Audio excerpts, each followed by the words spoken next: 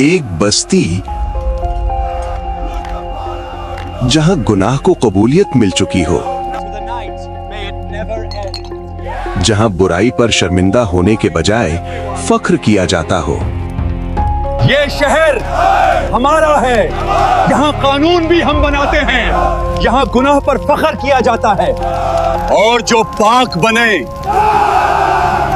وہ یہاں زندہ نہیں رہتا۔ یہاں ہم جو چاہتے ہیں وہی کرتے ہیں، جو ہمیں روکے گا وہ خود مٹ جائے گا۔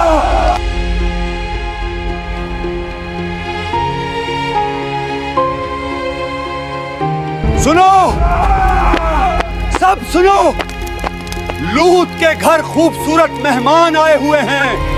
اے لوط، دروازہ کھولو جلدی سے، نہیں تو تمہاری خیر نہیں۔ تو لوط، اگر تمہیں ہم سب سے اتنی تکلیف ہے تو چھوڑ دو یہ علاقہ، ہم تو یہ کام نہیں چھوڑنے والے۔ کیا قوم لوط صرف ایک پرانی کہانی ہے، یا یہ اللہ کی طرف سے ایک زندہ وارننگ ہے جو آج بھی ہم سے بات کر رہی ہے؟ آگے بڑھنے سے پہلے اگر آپ نے ابھی تک رایان ٹیلز کو سبسکرائب نہیں کیا تو سبسکرائب کریں، ویڈیو کو لائک کریں اور اپنی رائے کامنٹس میں ضرور چھوڑیں۔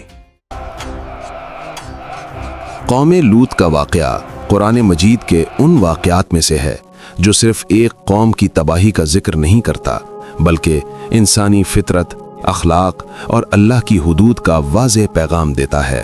حضرت لوط علیہ السلام اللہ کے بھیجے ہوئے نبی تھے۔ انہیں جارڈن اور فلسطین کے درمیان بسی ہوئی بستیوں کی طرف بھیجا گیا۔ حضرت لوط علیہ السلام حضرت ابراہیم علیہ السلام کے بھتیجے تھے۔ آپ کو سدوم نامی بستی کی طرف مبعوث کیا گیا۔ یہ علاقہ اپنے پھلوں، اناج اور دولت کی وجہ سے مشہور تھا، لیکن یہاں کے رہنے والے اخلاقی دیوالیہ پن کا شکار تھے۔ انہوں نے فطرت کے اصولوں کو مسخ کر دیا تھا۔ وہ ایسے گناہ میں مبتلا تھے جس کی مثال تاریخ انسانی میں پہلے نہیں ملتی۔ یہ وہ قوم تھی جو پہلی مرتبہ کھلے عام ایک ایسی برائی میں مبتلا ہوئی جو اس سے پہلے دنیا نے نہیں دیکھی تھی، اور جب گناہ روایت بن جائے تو پھر عذاب صرف وقت کا انتظار کرتا ہے۔ ظاہری طور پر یہ بستیاں امن اور خوشحالی کی مثال تھیں، لیکن اندر سے یہ شہر گناہوں کی وجہ سے کھوکھلا ہو چکا تھا۔ قرآن بیان کرتا ہے کہ یہ لوگ مردوں کے پاس شہوت کے ساتھ جاتے تھے اور عورتوں کو چھوڑ چکے تھے۔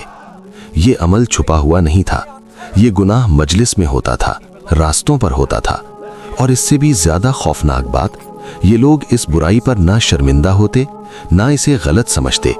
جو منع کرتا اسے شہر سے نکال دینے کی بات ہوتی۔ گناہ جب قانون بن جائے تو پھر قوم اپنی قبر خود کھودتی ہے۔ حضرت لوط علیہ السلام انہیں بار بار سمجھاتے رہے، تم وہ کام کرتے ہو جو تم سے پہلے کسی نے نہیں کیا، کیا تم اللہ سے نہیں ڈرتے؟ وہ پاک رشتے کی طرف بلاتے، نکاح کی طرف، فطرت کی طرف، لیکن جواب تمسخر تھا۔ لوگ کہتے، لوط اور اس کے گھر والے بہت پاک صاف بنتے ہیں، انہیں اپنی بستی سے نکال باہر کرو۔ یہ صرف انکار نہیں تھا، یہ حق سے دشمنی تھی، اور جب نبی کی بات مذاق بن جائے تو پھر اللہ کا فیصلہ قریب ہوتا ہے۔ ایک دن شہر میں کچھ انجان مہمان آئے، خوبصورت، پروقار۔ حضرت لوط علیہ السلام انہیں اپنے گھر لے آئے۔ دل میں بے چینی تھی، قوم کے ارادوں کا علم تھا۔ شہر والوں کو خبر ملی اور پھر وہ لوگ جھنڈ بنا کر گھر پر آ گئے۔ دروازے پر شور، بدتمیزی، بے حیا مطالبہ۔ اے لوط، سن لو، یہ مہمان ہمارے حوالے کر دو ورنہ تمہارے ساتھ بہت برا ہوگا۔ حضرت لوط علیہ السلام نے کہا، یہ میرے مہمان ہیں، اللہ سے ڈرو، مجھے رسوا نہ کرو۔ لیکن ان کے دل مردہ ہو چکے تھے۔ اس لمحے مہمانوں نے اپنی حقیقت ظاہر کی۔ وہ فرشتے تھے، اللہ کے بھیجے ہوئے، اور اسی وقت فیصلہ سنا دیا گیا۔ آج رات تم اپنے گھر والوں کے ساتھ نکل جاؤ اور پیچھے مڑ کر مت دیکھنا۔ رات کا سناٹا، شہر سو رہا تھا، حضرت لوط علیہ السلام چند مومن افراد کے ساتھ شہر چھوڑ چکے تھے۔ ان کی بینی پیچھے رہ گئی، دل سے قوم کے ساتھ تھیں۔ یہ صرف نسبی رشتہ نہیں تھا، یہ عقیدے کا امتحان تھا۔ اللہ کے نبی کا گھر ہو لیکن ایمان نہ ہو تو نجات نہیں ملتی۔ صبح سے پہلے آسمان اور زمین کے درمیان فیصلہ ہو چکا تھا، اور پھر وہ گھڑی آ گئی۔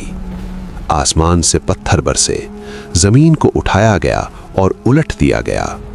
شہر جو کبھی روشن تھے، ایک ہی لمحے میں قبروں کا منظر بن گئے۔ قرآن کہتا ہے، ان پر پکے ہوئے مٹی کے پتھر برسے جو رب کے پاس نشان زدہ تھے۔ یہ عذاب اندھا نہیں تھا، یہ انتخاب تھا۔ صرف وہ لوگ بچے جو ایمان والے تھے، باقی سب زمین کے نیچے دفن ہو گئے۔ اور حضرت لوط علیہ السلام کی بیوی پیچھے مڑ کر دیکھنے کی وجہ سے عذاب کا حصہ بن گئیں۔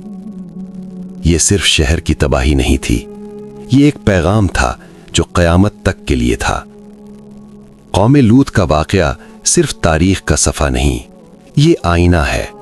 یہ بتاتا ہے کہ جب گناہ کو قبولیت مل جائے اور حق کو دبایا جائے تو اللہ کی پکڑ ضرور آتی ہے۔ اللہ تعالیٰ ظلم نہیں کرتا، وہ پہلے نبی بھیجتا ہے، سمجھاتا ہے، مہلت دیتا ہے، لیکن جب قوم فطرت سے بغاوت کرے اور فخر سے گناہ کرے تو پھر رحمت اٹھ جاتی ہے۔ آج بھی یہ کہانی ہم سے سوال کرتی ہے، کیا ہم حق کے ساتھ ہیں یا صرف روایات کے ساتھ؟ نجات صرف نسب سے نہیں، نجات صرف دعویٰ سے نہیں، نجات صرف ایمان اور اطاعت میں ہے۔ سوچئے، سمجھیے اور اپنی زندگی کو اللہ کے حکم کے مطابق ڈھالیے۔ یہی قوم لوط کا اصلی پیغام ہے۔